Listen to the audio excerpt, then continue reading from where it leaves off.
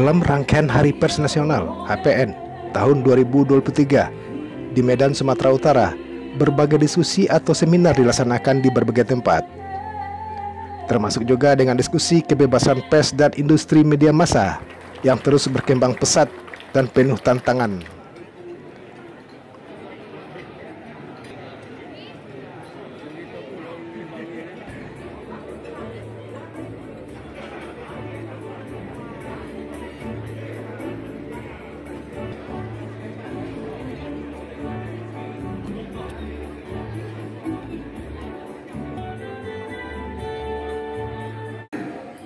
Dewan Pers mencatat laporan pelanggaran pers yang masuk didominasi hal-hal sederhana terkait cover, BATSEP pasal 2 dan uji informasi pasal 3 Kode Etik Jurnalistik.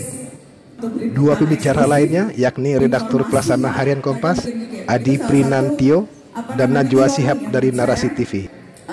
Juga menjadi tantangan bagi memang kita tidak bisa hanya fokus kalau bicara merongrong kekuasaan dalam tanda kutip orang pemerintah begitu. Karena rongrongan terhadap independensi media ini juga terkadang muncul dari publik loh, dari masyarakat.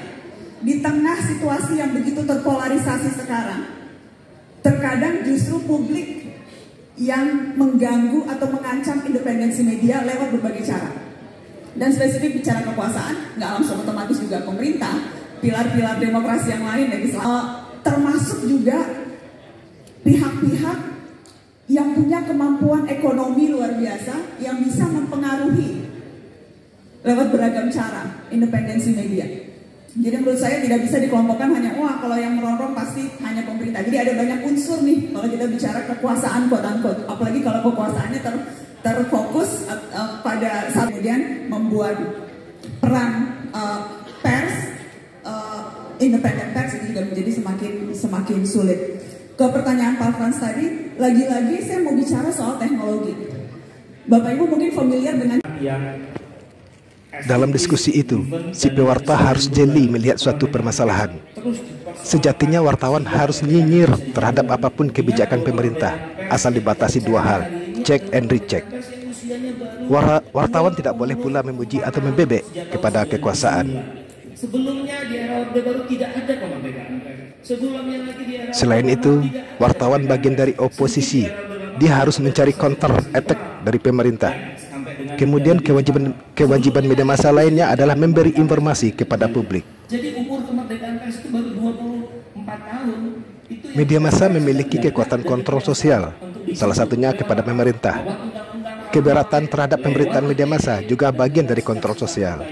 Setidaknya ada 3 mekanisme yang diatur dalam Undang-Undang Pers terkait keberatan terhadap media. Najwa dalam kesempatan itu justru mempertanyakan kemampuan media massa atau pers saat ini memulihkan lagi otoritas sebagai penyaji informasi tanpa banding.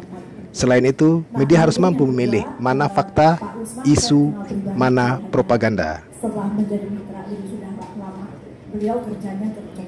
Jadi mudah-mudahan teman-teman bisa sudah bagus lah. Bukan berarti Pak Widodo nggak kerja ya Pak. Ini saya dari kerja pendahulunya. Tapi jadi saya tetap optimis.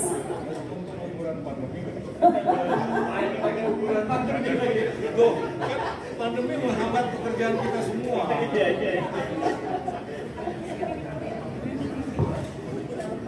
Jadi apapun perbedaannya, saya yakin dengan leadnya nanti ada Pak Usman yang juga background jurnalistik, mudah-mudahan ini kelar beres tahun ini. Nah, tapi saya titip Mas Usman, proses itu memang panjang. Yang paling penting adalah pelibatan dalam setiap proses.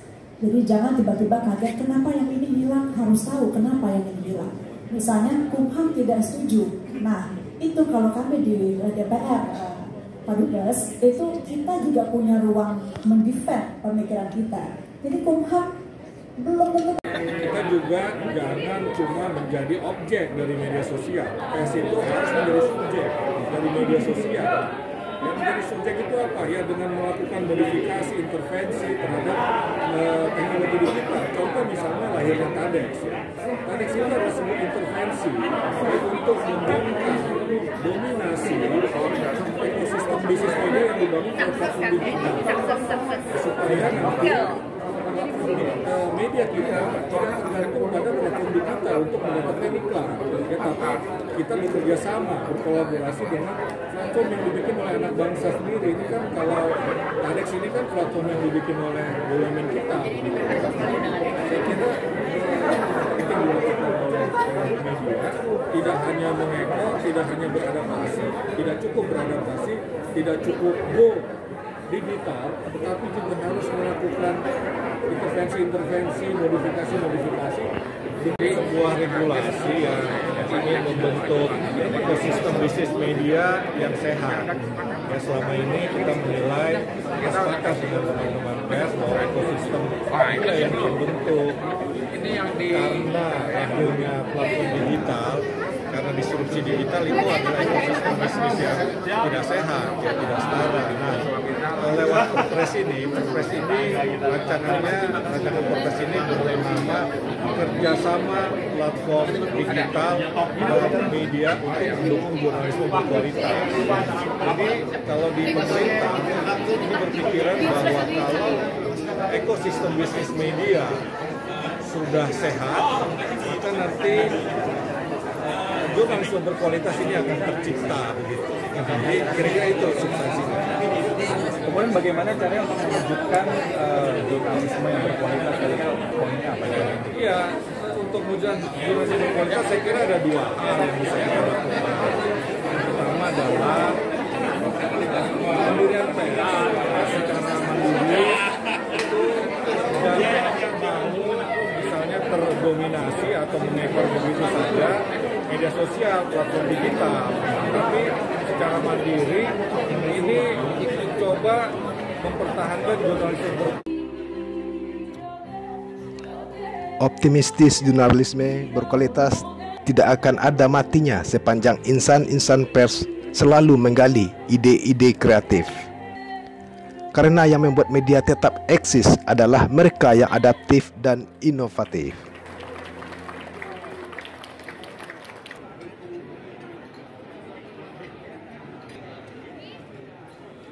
Kami dari kru-kru Minangkabau TV yang bertugas mengucapkan Selamat Hari Pers Nasional tahun 2023. Pers berkualitas dan bermartabat tidak akan ada matinya sepanjang insan-insan pers selalu menggali ide-ide kreatif. Karena yang membuat media tetap eksis adalah mereka yang adaptif dan inovatif. Dari Medan, Sumatera Utara, Afridon Minangkabau TV mengabarkan.